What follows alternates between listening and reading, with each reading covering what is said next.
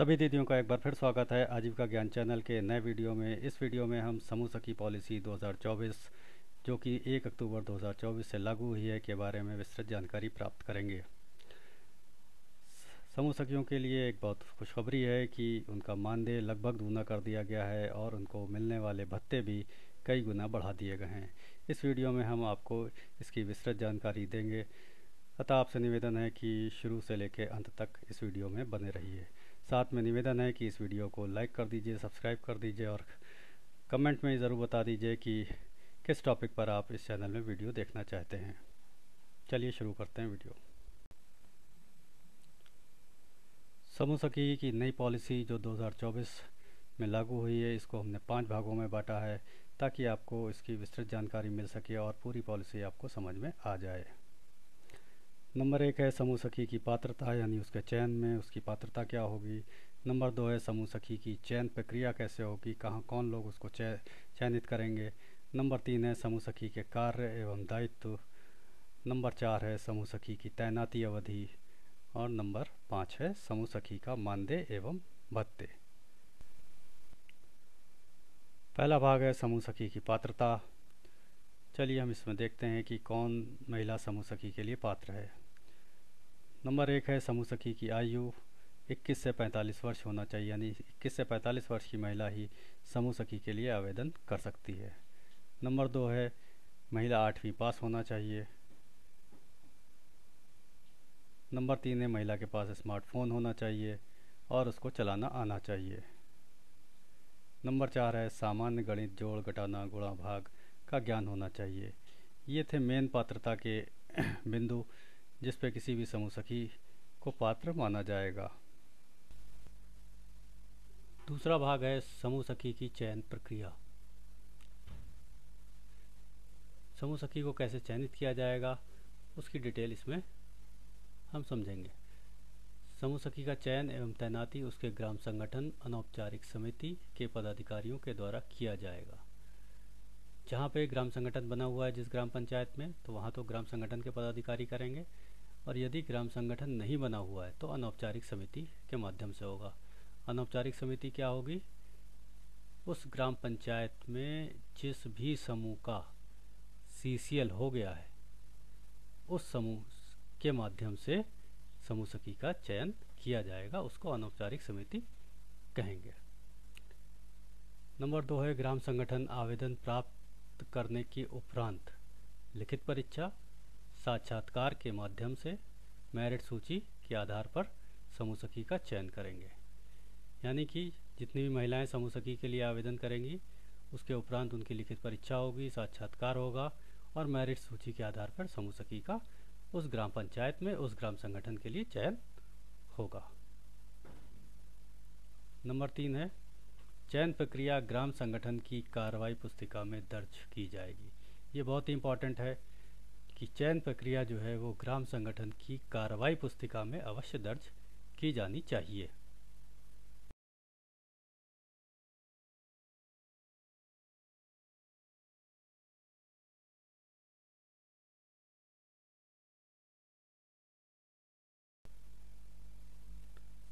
तीसरा भाग है समूह सखी के कार्य एवं दायित्व।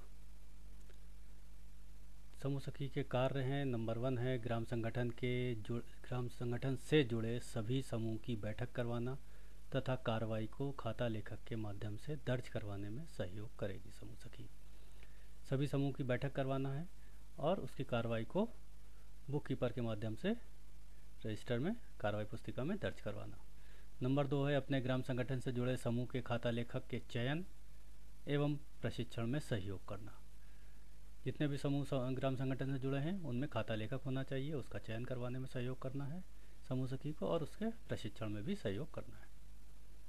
नंबर 3 है किसी भी कारण से समूह के सदस्यों की संख्या न्यूनतम से कम होने पर पात्र परिवारों से एक सदस्य को जोड़ना तथा संख्या को पूर्ण करना।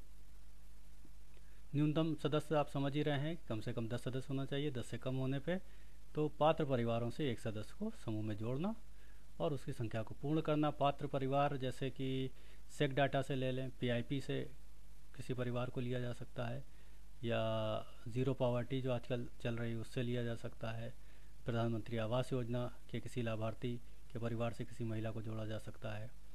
मनरेगा जॉब कार्ड होल्डर के परिवार से किसी महिला को जोड़ा जा सकता है। इस प्रकार करके समूह की संख्या को पूर्ण करना भी समूह सखी का के कार्यों में से एक है। नंबर 4 है ग्राम संगठन के सभी समूह के खाते खुलवाने में बैंक सखी का सहयोग करना। जितने भी समूह हैं उनके खाते खुलवाने में बैंक सखी का सहयोग भी समूह सखी का कार्य है। नंबर 5 है समूहों को स्टार्टअप, आरएफ, सीआईएफ तथा सीसीएल करवाने में बीएमएम का सहयोग करना। समूह का खाता खुला तो तुरंत स्टार्टअप की डिमांड समूह सखी के माध्यम से होनी चाहिए, वो इसमें सहयोग करेगी। 3 माह हो गए तो आरएफ की डिमांड होनी चाहिए, 6 माह हो गए तो सीआईएफ की डिमांड होनी चाहिए और 6 माह के पश्चात सीसीएल की भी करवाने में वो बीएमएम का सहयोग करेगी। सीसीएल की पत्रावली तैयार करवाने में, महिलाओं को बैंकों तक ले जाने में, प्रपत्र कंप्लीट होने, इन सब में समूह सखी का पूर्ण सहयोग रहेगा। नंबर 4 है समूह सखी की तैनाती। समूह सखी 3 माह तक परिवीक्षा अवधि में कार्य करेगी, यानी कि किसी ग्राम संगठन में समूह सखी चयनित हो गई तो वो 3 माह तक परिवीक्षा अवधि में कार्य करेगी। परिवीक्षा अवधि क्या होती है? परिवीक्षा अवधि होती है कि जिसमें कि समूह सखी के कार्यों को देखा जाता है, ग्राम संगठन उसके कार्यों की 3 माह के बाद समीक्षा करेगा और यदि समूह सखी के कार्य संतोषजनक पाए जाते हैं तो उसकी सेवा को आगे जारी रखा जाएगा। ये 3 माह का परीक्षा अवधि सभी नई चयनित समूह सखियों के साथ होगा और जो पूर्व से चयनित हैं समूह सखी, काम कर रही हैं, उनके लिए ये 3 माह की परिवीक्षा अवधि लागू नहीं होती है। नंबर 2 है 3 माह के उपरांत ग्राम संगठन तथा बीएमएम समूह सखी के कार्यों की समीक्षा करेंगे तथा कार्य संतोषजनक पाए जाने पर आगे की सेवा जारी रखने पर निर्णय लेंगे। वही बात जो मैंने पहले बताई कि ग्राम संगठन और बीएमएम मिलके समूह सखी के कार्यों की समीक्षा करेंगे। 3 माह के बाद कार्य सही पाया जाता है, संतोषजनक होता है तो उसकी सेवाएं आगे जारी रहेंगी। नंबर 3 है प्रत्येक वर्ष ग्राम संगठन समूह सखी के कार्यों का मूल्यांकन कर उसकी सेवाओं का नवीनीकरण कर सकता है। यदि समूह सखी का कार्य संतोषजनक नहीं पाया जाता है तो उसकी सेवाओं को रद्द भी ग्राम संगठन कर सकता है। ये बहुत ही इम्पॉर्टेंट है कि ग्राम संगठन हर वर्ष समूह सखी के कार्यों की समीक्षा करे, मूल्यांकन करे और उसकी सेवाओं को सही पाता है, संतोषजनक पाता है तो उसको आगे के लिए रिन्यू कर दे, यानी नवीनीकरण कर दे 1 वर्ष के लिए और उसकी सेवा को आगे बढ़ा दे। और यदि संतोषजनक नहीं होती है समूह सखी की के कार्य तो उसकी सेवाओं को रद्द भी कर सकता है। नंबर 4 परिवीक्षा अवधि में समूह सखी को 1000 रुपये प्रतिमाह मानदेय दिया जाएगा, यानी जो 3 माह का परिवीक्षा अवधि है उसमें समूह सखी को केवल 1000 रुपये प्रतिमाह मानदेय दिया जाएगा। समूह सखी का मानदेय बहुत ही इम्पोर्टेंट है, जिसके लिए नई पॉलिसी समूह सखियों के लिए बहुत ही ज़्यादा लाभकारी है। नंबर 1 है अपने ग्राम संगठन के सभी समूह की प्रत्येक माह कम से कम 1 बैठक करवाने तथा बुक्स ऑफ रिकॉर्ड को कम से कम 1 बार अपडेट करवाने पर 2000 रुपये प्रतिमाह मानदेय दिया जाएगा। पहले जो समूह सखी को मानदेय दिया जाता था वो 600 से 1200 के बीच होता था, अब ये डायरेक्ट 2000 हो गया है, यानी कि लगभग 3 गुना, 2 गुना, 2.5 गुना बढ़ा दिया गया है। समूह सखी को अब मेन कार्य जो है जिस पे मानदेय उसको मिल रहा है वो ये है कि समूह सखी अपने ग्राम संगठन के सभी समूह की कम से कम माह में 1 बैठक ज़रूर करवाए और उस बैठक के बाद बुक्स ऑफ रिकॉर्ड को कम से कम 1 बार अपडेट ज़रूर कराए। बुक्स ऑफ रिकॉर्ड अपडेट करवाने का मतलब ये है कि जैसे किसी ने ऋण लिया तो उसकी एंट्री होनी चाहिए, किसी ने ऋण की वापसी की तो उसकी एंट्री होनी चाहिए, यानी हर प्रकार की एंट्री करके बुक्स ऑफ रिकॉर्ड को कम से कम माह में 1 बार अपडेट करवाने पे उसको 2000 रुपये मानदेय मिल सकता है। नंबर 2, इसके लिए प्रत्येक माह न्यूनतम मानकों को पूर्ण करना आवश्यक होता है। न्यूनतम मानक क्या है? न्यूनतम मानक वही है जो भी मैंने बताया कि कम से कम सभी समूह की माह में 1 बार बैठक और सभी समूह के बुक्स ऑफ रिकॉर्ड को माह में एक बार अपडेट करवाना, यही न्यूनतम मानक है। नंबर 3, यदि समूह सखी के द्वारा न्यूनतम मानकों को पूर्ण नहीं किया गया तो उसको कोई मानदेय तथा भत्ते नहीं दिए जाएंगे। ये बहुत ही इम्पोर्टेंट है कि कम से कम जो न्यूनतम मानक हैं वो पूर्ण होंगे तभी उसको 2000 रुपये मानदेय मिलेगा, अन्यथा नहीं मिलेगा। तो न्यूनतम मानक पूर्ण होना अति आवश्यक है।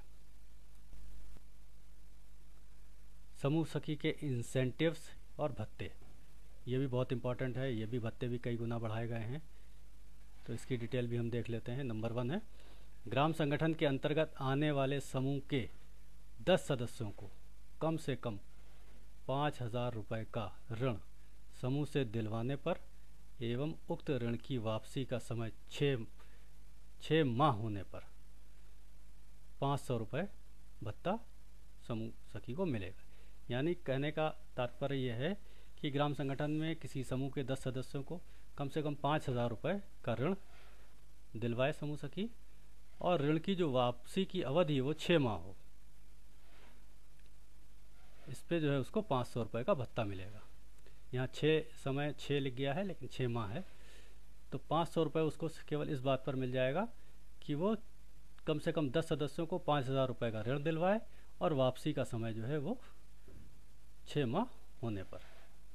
नंबर 2 है, ग्राम संगठन के अंतर्गत आने वाले सभी समूहों में मासिक ऋण वापसी 75% होने पर 1000 रुपये मिलेंगे, जिस माह में वापसी 75% हो। इसको हम इस तरह समझते हैं जैसे कि एक समूह है, ग्राम संगठन है। ग्राम संगठन में मान लीजिए 10 समूह हैं और 10 समूह में अलग अलग महिलाओं ने ऋण ले रखा है। अब किसी महीने में उन सभी समूह में जो ऋण वापस आना था वो 10,000 रुपये है। सभी महिलाओं को जो ऋण वापस करना था अपने अपने समूहों को वो 10,000 रुपये करना था पूरे ग्राम संगठन मिला के। लेकिन ऋण वापस कितना आया, मान लीजिए 7,500 आया, 10,000 ना आकर के 7,500 आता है, तो ये वापसी 75% हो गई। और 75% वापसी होने पर समूह सखी को 1,000 रुपये भत्ते के तौर पे मिलेंगे। जिस भी माह में होगा ये 75%, उसको 1,000 रुपये मिलते रहेंगे। यानी यदि समूह सखी थोड़ा सा मेहनत करेगी, समूहों को समझाएगी, महिलाओं को समझाएगी कि समय से ऋण की वापसी करें, तो उसको इस तरह के भत्ते यानी 1,000 रुपये भत्ते उसको मिलते रहेंगे। नंबर 3 है, ग्राम संगठन के अंतर्गत आने वाले समूहों में से किसी भी समूह को प्रथम बार CIF की राशि प्राप्त होने पर 1,000 रुपये प्रति समूह। कोई ग्राम संगठन है, उसमें 10 अगर समूह हैं, तो जिस माह में भी एक समूह को CIF की राशि प्राप्त होती है तो समूह सखी को 1,000 रुपये मिलेगा। किसी माह में 2 समूहों को CIF की राशि प्राप्त होती है तो उसको 2,000 रुपये मिलेंगे। इसको आप इस तरह से बढ़ा भी सकते हैं, 10 समूह हैं, आप एक समूह और बनवाने में सहयोग करें, 2 समूह बनवा लें, 3 समूह बनवा लें, तो जैसे जैसे 1, 2, 3 इन समूहों को भी CIF मिलेगा तो आपको 1,000 रुपये मिलते रहेंगे। ये जो सारी जानकारी समूह सखी पॉलिसी 2024 के बारे में थी वो मैंने आपको दी। यदि इसमें कोई कन्फ्यूज़न हो, कोई क्लियरिटी चाहिए हो तो आप जो है मुझे कमेंट करके बता सकते हैं। और दूसरी चीज़ ये है कि इसकी अधिक जानकारी आप समूह सखी की जो पॉलिसी है डिटेल में आप उससे ले सकते हैं। और आप लोगों से अंत में फिर निवेदन है कि अगर वीडियो हमारा पसंद आए तो इसको लाइक करें, शेयर करें, सब्सक्राइब करें। और अगर किसी टॉपिक पे आप वीडियो देखना चाहते हैं तो कृपया करके कमेंट बताएं। आपने वीडियो को देखा, इसके लिए बहुत बहुत धन्यवाद।